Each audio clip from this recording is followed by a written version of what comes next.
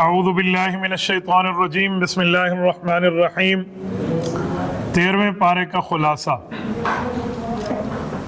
کل کے درس میں حضرت یوسف علی نبینا علیہ السلام کے متعلق تفصیلی بات ہوئی، لیکن وہ حصہ اول تھا، آج اس کا حصہ دوم ہے اس واقعے کا۔ وَمَا أُبَرِّئُ نَفْسِي إِنَّ النَّفْسَ لَأَمَّارَةٌ بِالسُّوءِ إِلَّا مَا رَحِمَ رَبِّي۔ اس آیت کے اندر حضرت یوسف علیہ السلام نے اپنے بارے میں جو بات ارشاد فرمائی ہے، اگرچہ ان کی بے گناہی اور پاک دامنی ثابت ہے، لیکن انتہائی تواضع اور عاجزی اختیار کرتے ہوئے فرمایا کہ بے شک نفس کو میں بری نہیں بتاتا، کیونکہ نفس ہر انسان کو گناہ کا حکم دیتا ہے۔ یہ صرف میرے رب کی رحمت ہے کہ جس کی وجہ سے میں برائی سے محفوظ رہا۔ اگلی آیت میں حضرت یوسف علیہ السلام کی حکمرانی کی بات ہے۔ اجعلنی علی خزائن الارض انی حفیظ علیم۔ اس آیت میں یہ تھا کہ جب حضرت یوسف علیہ السلام نے خواب کی تعبیر دی اور تعبیر دینے کے بعد بادشاہ نے انہیں رہائی دلائی اور یہ باہر تشریف لائے، اور بادشاہ نے یہ اپنی بات پیش کی کہ اب حکومت کا معاملہ ہمارے سامنے قحط کا آ گیا ہے، تو اب قحط سے چھٹکارے کی کیا ترتیب ہے؟ آپ نے بڑے اچھے مشورے دیے ہیں، آپ مزید بھی ہماری رہنمائی کیجیے۔ تو حضرت یوسف علیہ السلام نے انہیں بتایا تھا کہ دیکھو، اگر آپ نے معیشت کو سنبھالنا ہے تو فائنانس منسٹری جو ہے یہ آپ میرے حوالے کریں گے، میں وزارت خزانہ کا قلمدان سنبھال کے پھر اگلی بات آپ کے سامنے کر سکتا ہوں۔ اس کی بنیادی وجہ یہ ہے کہ اگر یہ کسی اور نااہل کے سامنے آ گئی تو پھر یہ معاملہ آگے چل نہیں پائے گا۔ حضرت یوسف علیہ السلام کی اس بات کے بعد اگلی بات یوسف علیہ السلام کے بھائیوں کا یہ داخلہ ہے مصر میں۔ حضرت یوسف علیہ السلام کی حکومت ملنے کے بعد ہوا یہ تھا کہ ان کے 3 سے 4 داخلے ہیں مصر میں آنے کے۔ تو ان میں جو پہلا داخلہ ہے وجاء اخوۃ یوسف، اس آیت کے اندر اللہ جل شانہ نے ایک بات ارشاد فرمائی ہے کہ جب یوسف علیہ السلام خزانے کے اوپر یہ براجمان ہو گئے اور انہوں نے خزانے کے معاملات کو سنبھال لیا، تو قحط کی وجہ سے ہر آدمی غلے کی مقدار زیادہ اپنے پاس رکھنے کی تگ و دو میں تھا۔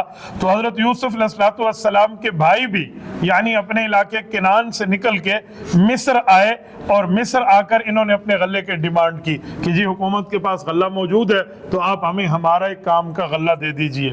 یہ بھی گئے، باقی حضرات بھی ان کے ساتھ گئے تھے۔ یوسف علیہ السلام اپنے بھائیوں کو پہچان گئے کہ یہ وہی ہیں جنہوں نے مجھے کنویں میں ڈالا تھا اور میرے بڑے بھائی ہیں۔ اب بھائیوں کو تو حضرت یوسف پہچان گئے، لیکن بھائیوں نے حضرت یوسف کو نہیں پہچانا، اور حضرت یوسف علیہ السلام نے تعارف کرانا بھی ان سے جو ہے نا کیا کہتے ہیں زیادہ مناسب نہیں سمجھا۔ جو بات انہوں نے کی جی ہمیں غلہ چاہیے، اچھا ٹھیک ہے آپ غلہ لے جیجیے، تھوڑا اپنا انٹروڈکشن کرا دیں، تعارف کرا دیں، آپ کون لوگ ہیں، کہاں سے آئے ہیں، کیا نام ہے آپ کا، کتنے بہن بھائی ہیں، اس طرح پوچھا، ساری بات پوچھی۔ تو ان میں یہ بھی پوچھا کہ کتنے بھائی ہیں۔ حضرت یوسف علیہ السلام کے علم میں ہے کہ بنیامین تو ساتھ نہیں آیا جو میرا ساتھ سگا بھائی ہے۔ تو انہوں نے کہا جی ہم سارے تو یہی ہیں، لیکن ہمارا ایک بھائی اپنے ابا جان کے پاس ہے، وہ نہیں آیا، تو ہم غلہ لینے آ گئے۔ تو کہا جی بہت اچھا، غلہ دے دیا، اور جو ان کے سکے تھے نا، جو پیسے انہیں دیے، وہ انہی کے گندم کے غلے میں دوبارہ رکھوا دیے، چپکے سے سی دیے تاکہ کسی کو اس بارے میں پتہ نہ چلے۔ گھر جائیں گے گندم کا بورا کھولیں گے تو اندر سے ان کے پیسے بھی واپس ہو جائیں گے۔ لیکن جاتے ہوئے ایک بات فرمائی، بات یہ فرمائی کہ دیکھو اگلی دفعہ آنا نا اگر غلہ لینے تو چھوٹے بھائی کو ساتھ لانا، اور اگر اس کو تم ساتھ نہ لائے نا تو میں غلہ نہیں ملے گا۔ انہوں نے کہا جی بہت اچھا، اگر اس کو لائیں گے تو ایک حصہ زیادہ مل جائے گا۔ کہا جی ٹھیک ہو گیا، ہمارا وعدہ ہے، ہم انشاءاللہ تعالیٰ اپنے چھوٹے بھائی کو بھی غلہ کے ساتھ لائیں گے۔ اب جب یہ گھر آئے، انہوں نے آ کر بادشاہ کی تعریفیں کی اپنے والد حضرت یعقوب علیہ السلام کو، اور ساری بات بتائی کہ بہت اچھا ہے، بادشاہ ہے، یہ ہے وہ ہے، لیکن اگلی دفعہ اس نے کہا کہ غلہ چاہیے تو چھوٹے بھائی کو لائیں۔ اب حضرت یعقوب علیہ السلام ان سے ایک جھٹکا تو کھا چکے ہیں نا کہ یہ ان کے چھوٹے بیٹے کو لے گئے اور جا کر جھوٹ بولا کہ جی اس کو بھیڑیا کھا گیا۔ تو انہوں نے کہا جی میں تو اپنے چھوٹے بیٹے کو تمہارے ساتھ جانے کی اجازت نہیں دیتا۔ اب یہ منت کر لیں، ترلا کریں کہ ابا جی آپ ہمارے ساتھ بھیجیں، جو چاہیں ہم سے پرومس لے لیں، وعدہ لے لیں، معاہدہ کر لیں، میثاق کرا لیں، پیمان کر لیں، لیکن اس کو ہمارے ساتھ بھیجیں۔ تو جو انہوں نے فرمایا جی ٹھیک ہے، آپ مجھ سے پکا وعدہ کر لو پھر میں بھیجتا ہوں۔ ان نے پکے وعدے کیے، قسمیں اٹھائی کہ ہم اپنی جان پہ کھیل جائیں گے پر اس بھائی کی حفاظت کریں گے۔ تو کہا جی ٹھیک ہے، انہوں نے حضرت بنیامین کو بھیج دیا۔ اب یہ لے کر ان کو جب جانے لگے تو یوسف علیہ السلام کے والد حضرت یعقوب کے ذہن میں ایک تدبیر آئی۔ وہ فرمان لگے اپنے بیٹوں کو دیکھ کر کہ ماشاءاللہ آپ خوبصورت ہو، جوان ہو، صحت مند ہو، ہیلدی ہو، آپ کو نظر بڑی جلدی لگ جائے گی، تو آپ کو کسی کی نظر لگ جائے، آپ ایسا کرنا اکٹھے داخل نہ ہونا، آپ مصر کی دیوار کے جو فصیل میں دروازے بنے ہوئے ہیں نا، ایک ایک دروازے سے ایک ایک دو دو بندے ہو کے داخل ہونا تاکہ تم نظر بد سے محفوظ ہو جاؤ۔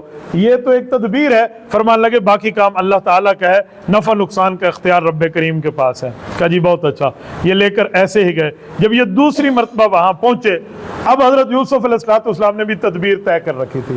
وہ یہ تھی کہ جب بھائی وہاں پہنچے اور لے کر گئے ان سب کو اور چھوٹے بھائی کا تعارف کرایا، حضرت یوسف علیہ السلام نے سب سے اکیلے ملاقات کی، تو جب چھوٹے سے ملے نا، اور انہیں کھل کے بتا دیا کہ میں یوسف ہوں آپ کے بھائی، ایسے ایسے انہوں نے میرے ساتھ کیا تھا، تیرے ساتھ ان کا کیا معاملہ ہے؟ کہ جی میرے ساتھ بھی ان کا معاملہ آج تک ویسے ہی چلا آ رہا ہے۔ کہ اچھا میں اب ایک کام کر رہا ہوں، آپ اس کام کو سمجھنا اور میرے ساتھ پوری تدبیر میں ساتھ دینا۔ کہ جی بہت اچھا۔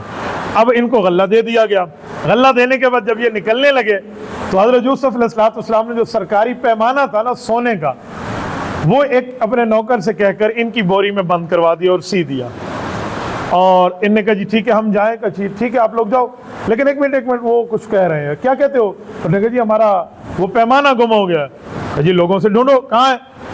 اس زمانے میں حضرت یعقوب علیہ السلام کی شریعت کا مسئلہ یہ تھا کہ چوری کا مال جس سے برآمد ہوتا اس کو اپنے پاس بٹھا لیا جاتا جب تک وہ معاملہ پورا نہ ہوتا۔ تو وہ غلے میں جو سیا تھا نا، وہ حضرت بنیامین کے بورے میں سیا تھا، وہ جو کھولا گیا تو حضرت بنیامین کے بورے سے نکلا۔ تو انہوں نے کہا یہ آ گیا، اب آپ لوگوں کی سزا یہی ہے، اس کو یہاں بٹھا دو۔ اب جب انہوں نے بٹھانے کی بات فرمائی، ان کے تو منہ پیلے ہو گئے۔ تو کہا کیا ہوا؟ کہا جی بس کچھ وجہ ہے۔ کہا جی بولو تو صحیح۔ اب بھائیوں نے ایک جملہ کہا کہ جی ان کا ایک بھائی تھا یوسف، اس نے بھی ایک چوری کی تھی۔ اب حضرت یوسف علیہ السلام سن رہے ہیں، آج یہ اس کا بھائی ہے، اس نے بھی چوری کی ہے۔ اب پتہ ہے وہ چوری والا معاملہ کیا تھا؟ چوری والا یہ تھا کہ حضرت یوسف علیہ السلام چھوٹی عمر میں تھے اور اپنی پھپھو جان کے پاس زیر پرورش تھے، وہاں ان کے یہاں پرورش ہوتی۔ پھپھو بڑا پیار کرتی تھی حضرت یوسف سے۔ حضرت یعقوب علیہ السلام گئے، ایک عرصہ ہو گیا، آپ نے بھتیجے کو پال پوس لیا، اب مجھے دے دو میرا بیٹا۔ تو انہوں نے کیا کیا، ان کی کمر کے ساتھ ایک چھوٹی سی چادر باندھ لی، اوپر کپڑا پہنا دیا ایک لمبا سا چوغا۔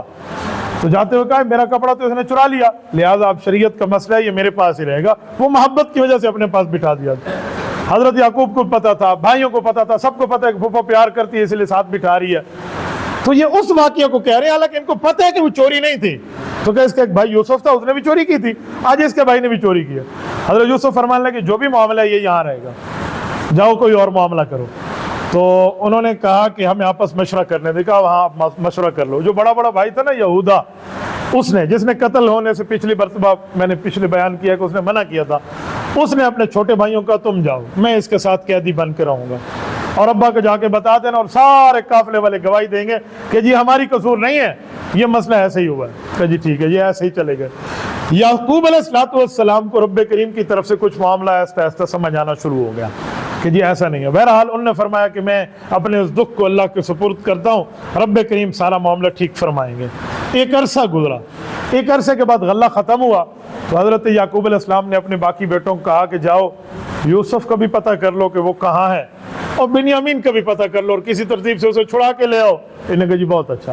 یہ اب تیسری مرتبہ آئے ہیں، اور ادھر آئے اور ادھر آ کر ان نے کہا کہ ہم غلہ لینے آئے ہیں، یہ پیسے لے لیں، اس کی بقدر ہمارے چھوٹے بھائی کو چھوڑ دیں، کیونکہ ہمارے ابا جان بہت بزرگ ہیں اور وہ اس کے بارے میں پریشان ہیں۔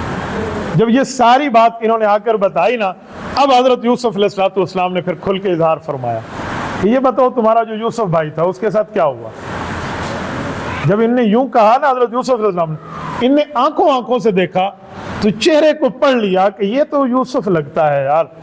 تو وہ کہنے لگے آپ یوسف تو نہیں ہے کہیں؟ بہرحال وہیں ساری بات کھلی تو پھر انہوں نے معذرت کی۔ تو یوسف علیہ السلام نے فرمایا ٹھیک ہے، اللہ محفوظ فرمایا آپ کو، جاؤ ابا جان سے کہو وہ بھی آئیں، اماں بھی آئے، اور سارے خاندان کے لوگ بھی ہمارے پاس آئیں، میں انشاءاللہ شہر سے باہر نکل کے ان کا استقبال کروں گا۔ یہ کنعان ہے، عراق ہے، اور وہ مصر میں ہے۔ کہا جی ٹھیک ہے ہم جاتے ہیں۔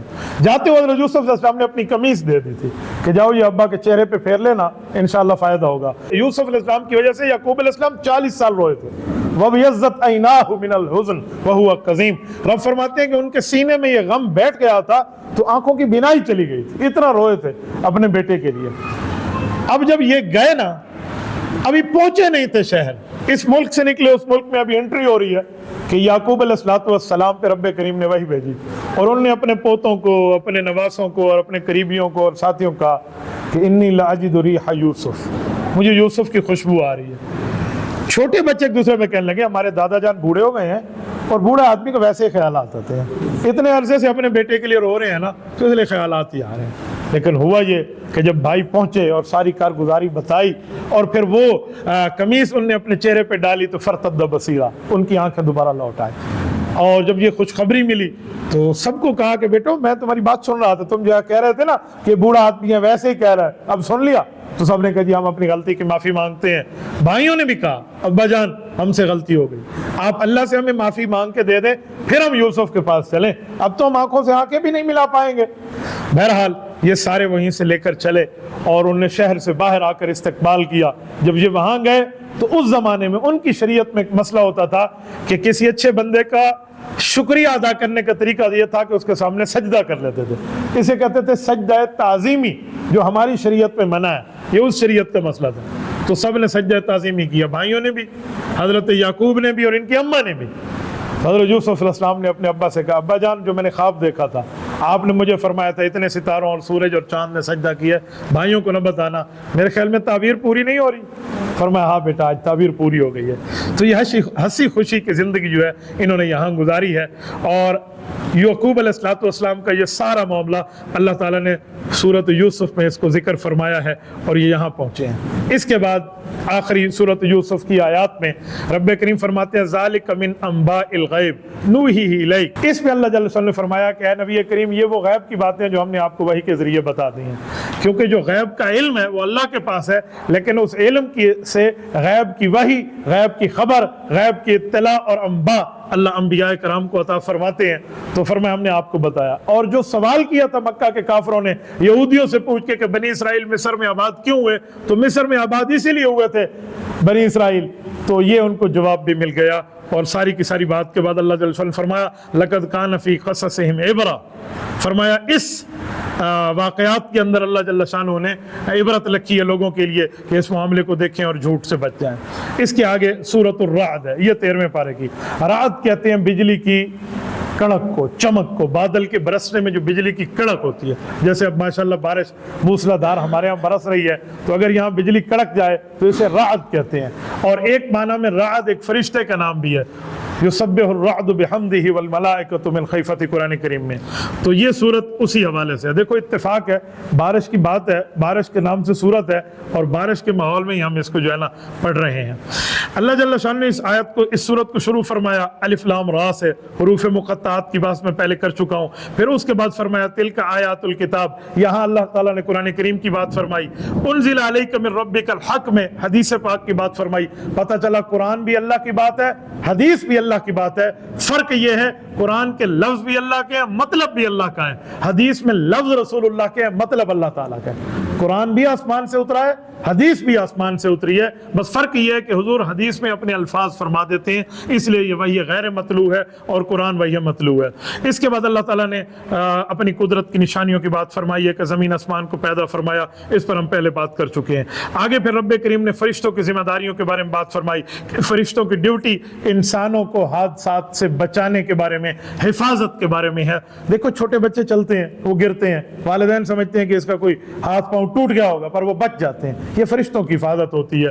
تو اس طرح کی حفاظت کے متعلق یہ بات اللہ جل شانہ نے ارشاد فرمائی۔ لیکن یہاں یہ بات یاد رہے کہ اگر کوئی کافر ظلم کر کے اپنے اوپر عذاب کا مستحق بنوا لیتا ہے تو پھر عذاب کے فرشتے جب آتے ہیں تو حفاظت والے فرشتوں کو اللہ کی طرف سے حکم ہے کہ آپ ہٹ جاؤ، پھر وہ ہٹ جاتے ہیں اور وہ آ جاتے ہیں۔ جیسے آج کے دور میں دیکھیں کسی کو پولیس کا اسکورٹی گارڈ ملے ہوئے ہوں اور یہ اسکواڈ اس کے پاس ہو اور اس کی گرفتاری کا آرڈر ہو جائے کسی بڑی عدالت سے، تو یہ اسکواڈ جو حفاظت کر رہا تھا یہ پکڑ کے اس کو دے دیں گے ہاں یہ لے لو۔ تو یہ ایسے ہی معاملہ ہے جو ہم یہاں سے سمجھ جاتے ہیں۔ اس کے بعد اللہ تعالیٰ نے حق اور باطل کی مثال فرمائی ہے کہ جو باطل ہے یہ آتا ہے تو چڑھ دوڑتا ہے، لیکن جو حق ہے یہ برابر سرابر چلتا ہے اور وقتی مشکلات سے کبھی حق جو ہے یہ متاثر نہیں ہوتا۔ مؤمنین کے اوصاف بیان فرمائے ہیں پھر آگے چل کے کے کہ مومنین کے 8 صفتیں ہیں. جو مومن ہے اس میں 8 صفتیں ہونا ضروری ہے. نمبر 1، عہد کو پورا کرتے ہیں، معاہدے کی خلاف ورزی نہیں کرتے، جن رشتوں کو اللہ نے جوڑنے کا حکم دیا اسے جوڑے رکھتے ہیں، یعنی صلہ رحمی کرتے ہیں، اپنے اللہ پروردگار سے ڈرتے ہیں، حساب کے برے انجام سے خوف کھاتے ہیں، اللہ کی خاطر صبر کرتے ہیں، نماز قائم کرتے ہیں، جو رزق اللہ نے دیا اس سے خفیہ اور علانیہ خرچ کرتے ہیں، اور بد سلوکی کا جواب حسن سلوکی سے دیتے ہیں. یہ مومنین کی 8 صفات کو ذکر کیا. اور پھر آگے اللہ تعالیٰ نے کفار کے مطالبات کو ذکر فرمایا کہ کفار اپنے مطالبے پیش کرتے ہیں کہ ہماری مرضی کا معجزہ دیں. اس پر بھی ہم کل بات کر چکے ہیں کہ ان کی مرضی کا معجزہ آ بھی جائے تو پھر بھی یہ لوگ ماننے والے نہیں ہیں. پچھلی امتوں کے لوگ اپنی مرضی کا معجزہ مانگتے تھے، پھر اونٹنی نکل بھی آئی تھی وہ پہاڑ سے، پھر بھی اس کو مار کے لوگ کافر ہو گئے. تو مرضی کے معجزے جو ان کے ماننا ہے یہ صرف ڈھکوسلے ہیں. نبی پاک صلی اللہ علیہ وسلم کو اگلی آیات میں اللہ جل شانہ نے تسلی فرمائی ہے، اور یوں سورۃ الرعد ختم ہے. اس کے آگے سورۃ ابراہیم ہے، یہ پوری ہوتی ہے تو 13واں پارہ پورا ہو جاتا ہے. یہ جو سورۃ ابراہیم ہے یہ حضرت ابراہیم علیہ السلام کے نام پہ رکھا ہے کیونکہ ان میں تقریباً ان کے واقعات اللہ جل شانہ نے بیان فرمائے ہیں. اس سورت کی ابتدا قرآن کریم کو نازل کرنے سے اللہ تعالیٰ نے کی ہے کہ اللہ نے پروردگار نے اندھیروں سے نکال کے ہمیں روشنی کی طرف لایا. اندھیرے سے مراد شرک اور کفر ہے، روشنی سے مراد توحید اور سنت ہے کہ اللہ تعالیٰ ہمیں یہاں لائے ہیں. پھر نبی پاک علیہ السلام پر قرآن عربی میں نازل کیوں ہوا؟ اللہ تعالیٰ نے اس کا جواب بیان فرمایا، وَمَا أَرْسَلْنَا مِن رَّسُولٍ إِلَّا بِلِسَانِ قَوْمِهِ. کافر کہتے تھے کہ عربی میں قرآن کیوں آیا، کسی اور زبان میں آیا؟ تو اللہ نے فرمایا کہ اللہ تعالیٰ کی سنت اور عادت ہے کہ جس قوم کے پاس جس نبی کو بھیجتے ہیں اس کی زبان میں اس کو وحی دیتے ہیں تاکہ وہ اسی ترتیب سے ان کو سمجھائے. تو اس لیے اللہ تعالیٰ نے قرآن کریم کو عربی زبان میں بھیجا ہے. اور اس کا ایک مطلب اور بھی ہے کہ عرب بولنے والے کو کہتے ہیں، عجم گونگے کو کہتے ہیں.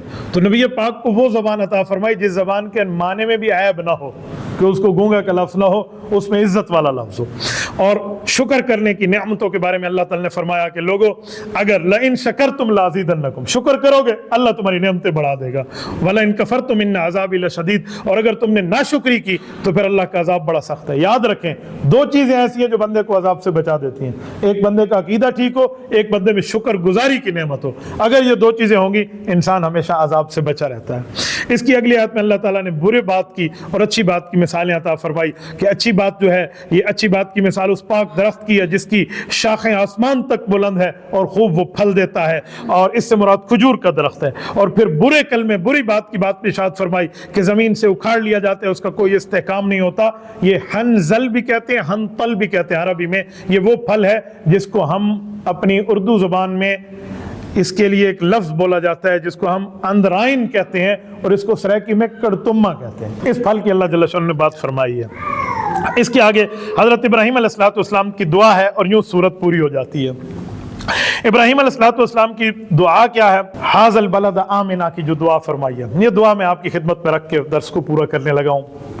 یہ اتنی لجاجت سے مانگی ہوئی دعا ہے، میرا اللہ جانتا ہے. یقین مانیں اگر اس دعا کو ہم اپنے سامنے رکھیں تو ہمارے سامنے یہ بات آتی ہے کہ حضرت ابراہیم علیہ السلام نے اللہ تعالیٰ سے یوں مانگا ہے. یہ سورۃ ابراہیم ہے اور اس سورۃ ابراہیم کی آیت نمبر 37 ہے. حضرت ابراہیم فرماتے ہیں ربنا انی اسکنت من ذریتی بواد غیر ذی زر عند بیتک المحرم. مولا میں نے اپنی پوری اولاد کو تیرے عزت والے گھر کے پاس آ کر بسا دیا ہے، لیکن یہاں حال کیا ہے؟ فرمایا بواد غیر ذی زر، ادھر کوئی چیز بھی نہیں ہوتی. ظاہری طور پہ ان کے پاس کھانے پینے کے لیے کوئی سامان بھی نہیں ہے، تو یا اللہ ادھر کوئی بھی چیز نہیں اگتی. اللہ میں نے کیوں بسایا؟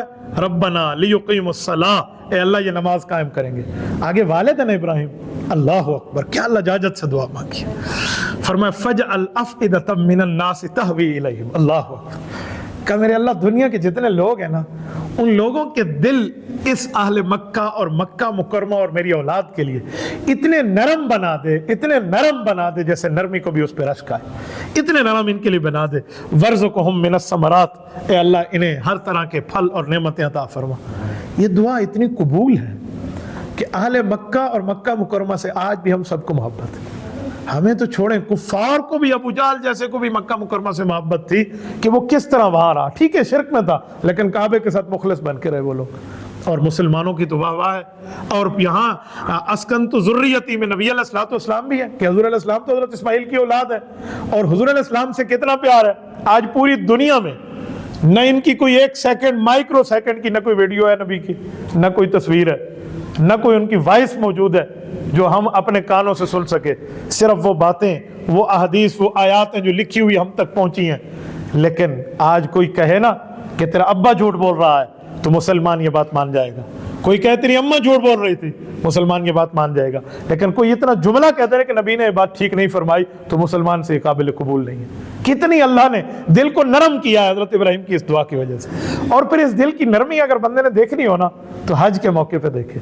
میں پچھلے سال 1444 ہجری میں جدہ ایئرپورٹ کو بالکل حج کے آخری ایام میں وزٹ کر رہا تھا، تو انٹرنیٹ پر پوری انہوں نے ایئرپورٹ کی ایک ڈیجیٹل ویڈیو دی ہے کہ اطراف عالم، دنیا کے 6 بر اعظموں سے، مختلف ایئرپورٹ سے جتنی فلائٹس اس ٹائم جدہ ایئرپورٹ پر لینڈ کر رہی تھی، دنیا کی کسی ایئرپورٹ پہ لینڈ نہیں کر رہی حج کے لیے۔ یہ ہے افئدۃ من الناس تہوی الیہ، اے اللہ ان کے دلوں کو نرم کر دے۔ اور یہاں اور اس وقت ایک عجیب سما ہے کہ ہر 2 منٹ کے بعد ایک فلائٹ لینڈ کر رہی ہے، 2 منٹ کے بعد ایک جہاز اتر رہا ہے، ایک جہاز اتر رہا ہے تو دوسرے کو کہا کہ بھی آپ ایک چکر اور لگا کے، اب یہ ٹھہرا تو تیسرا چکر اور لگا کے، یہ عالم اور یہ وہاں رش کا منظر ہوتا ہے۔ تو جو ابراہیم علیہ السلام نے مانگا وہ مل گیا، اور آج اللہ تعالیٰ آپ سب کو مکہ مکرمہ لے جائے، اللہ آپ کی برکت سے ہمیں لے جائے۔